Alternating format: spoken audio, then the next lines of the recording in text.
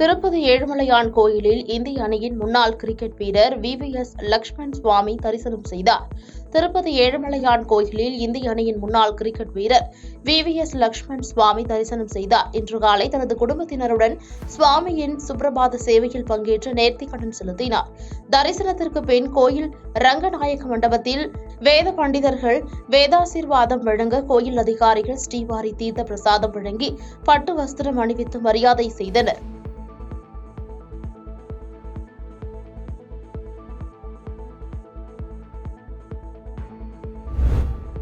சட்டவிரோதமாக மது விற்பனையில் ஈடுபட்ட இளைஞரை போலீசார் கைது செய்து மது பாட்டில்களை பறிமுதல் செய்துள்ளனர். மக்களவைத் தேர்தலை முன்னிட்டு கடந்த 17ஆம் தேதி முதல் 19ஆம் தேதி வரை அரசு மதுபான கடை மற்றும் தனியார் மது விற்பனை கூடங்களில் மது விற்பனைக்கு தடை செய்யப்பட்டிருந்தது. இந்நிலையில் சட்டவிரோதமாக பல்வேறு பகுதிகளில் மது விற்பனை நடைபெறுவதாக காவல்துறைக்கு வந்த தகவலின் அடிப்படையில் தொடர்ந்து சோதனையில் ஈடுபட்ட போது தேனி மாவட்டம் பெரியகுளம் அருகே உள்ள மேல காமக்காப்பட்டி கிராமத்தில் வீட்டில் பதுக்கி வைத்து மது விற்பனை நடைபெறுவதாக தகவல் கிடைத்துள்ளது. அதன் அடிப்படையில் பெரியகுளம் தென்கரை காவல்துறையினர் சதீஷ்குமார் என்பவரின் வீட்டில் சோதனை மேற்கொண்ட போது 18 அட்டைப்பெட்டிகளில் மது பாட்டில்கள் இருப்பது கண்டுபிடிக்கப்பட்டது. இதனைத் தொடர்ந்து சதீஷ்குமார் என்ற இளைஞரை கைது செய்ததோடு வீட்டில் பதுக்கி வைத்திருந்த 1,12,000 ரூபாய் மதிப்புடைய 864 மது பாட்டில்கள் பறிமுதல் செய்யப்பட்டு வழக்கு பதிவு செய்துள்ளனர். ஓசூர் அருகே ஆன்லைன் ட்ரேடிங்கில் நஷ்டம் அடைந்ததால் கணவன் மனைவி இருவரும் தூக்கிட்டு தற்கொலை செய்து கொண்டுள்ளனர். கிருஷ்ணகிரி மாவட்டம் ஓசூர் அடுத்த பேகைப்பள்ளி பகுதியைச் சேர்ந்த விஜயகுமார் கடந்த ஆண்டு சந்தியா என்பவரை காதலித்து இரு வீட்டார் சம்மதத்துடன் திருமணம் செய்து கொண்டார். இந்நிலையில் சந்தியா நிறை மாத கர்ப்பிணியாக இருக்கும் நிலையில் பிரசவத்திற்கு மருத்துவர்கள் தேதி குறிப்பிட்டுள்ளனர். இதற்கிடையே தனியார் நிறுவனத்தில் விஜயகுமார் வேலை பார்த்து வந்த நிலையில் ஆன்லைன் ட்ரேடிங்கில் பணம் முதலீடு செய்து பல லட்சம் ரூபாய் நஷ்டம் அடைந்திருப்பதாக கூறப்படுகிறது.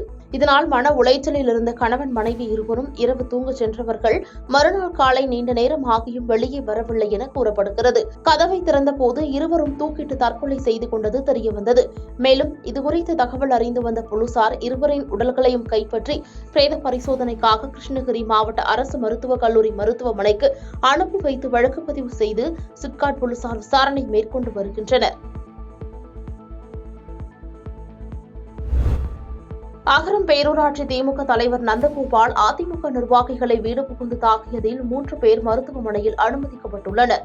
திண்டுக்கல் மாவட்டம் அகரம் பேரூராட்சிக்குட்பட்ட கருங்கல்பட்டி கிராமத்தில் தேர்தல் காழ்ப்புணர்ச்சி காரணமாக அதிமுகவைச் சேர்ந்த குழந்தை ராஜா மாணிக்கம், சவரிமுத்து, ஞானமணி ஆகிய 3 பேரை அகரம் பேரூராட்சி திமுக தலைவர் நந்தகோபால் குண்டர்களுடன் சேர்ந்து வீடு புகுந்து பெண்கள் உட்பட 3 பேரை தாக்கியுள்ளார். அப்போது அவர்களின் அலறல் சத்தம் கேட்டு வந்த அக்கம் பக்கத்தினர் திமுக தலைவர் நந்தகோபாலை முற்றுகையிட்டனர்.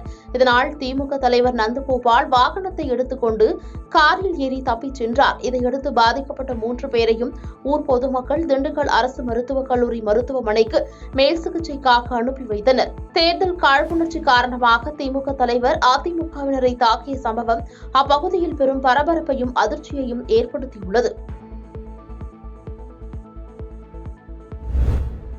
திருக்கழுக்குன்றம் அருகே 3 நாட்களுக்கு முன்பு காணாமல் போன பெண் சடலமாக மீட்கப்பட்டது குறித்து போலீசார் நடவடிக்கை எடுக்க கோரி உறவினர்கள் சாலை மறியலில் ஈடுபட்டுள்ளனர். செங்கல்பட்டு மாவட்டம் திருக்கழுக்குன்றம் ஒன்றியத்திற்குட்பட்ட பட்டிக்காடு ஊராட்சி அச்சரவாக்கம் பகுதியில் வசிப்பவர் ரமேஷ். இவரது மனைவி ராஜி. இவர் 4 நாட்களுக்கு முன்பு திருக்கழுக்குன்றம் பகுதியில் உள்ள தேவகிரீஸ்வரர் கோயில் திருவிழாவில் கலந்து கொள்ள சென்றவர் வீட்டிற்கு வராததால் திருக்கழுக்குன்றம் காவல் நிலையத்தில் உறவினர்கள் புகார் அளித்துள்ளனர். இந்நிலையில் புலியூர் கிராம ஏரி கரையில் மர்மமான முறையில் பெண் இறந்து கிடப்பதாக தகவல் வந்ததை அடுத்து திருக்கழுக்குன்றம் காவல்துறையினர் உடலை கைப்பற்றி உடல் கூறு ஆய்விற்காக செங்கல்பட்டு அரசு மருத்துவமனைக்கு அனுப்பி வைத்து விசாரணை மேற்கொண்டதில் காணாமல் போன ராஜி என்பது தெரியவந்தது. இதையடுத்து குற்றவாளிகளை போலீசார் கைது செய்ய கோரியும் அவரது உறவினர்கள் கொத்திமங்கலம் 4 வழி சாலையில் 100க்கும் மேற்பட்டோர் சாலை மறியலில் ஈடுபட்டனர்.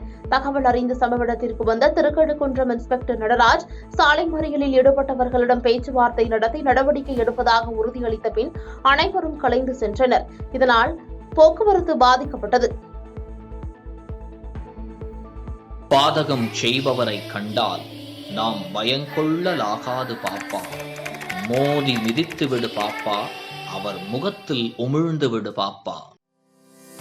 அண்மை செய்திகளை உடனுக்குடன் தெரிந்து கொள்ள இணைந்திருங்கள் இயம்நாடு தொலைக்காட்சியுடன்.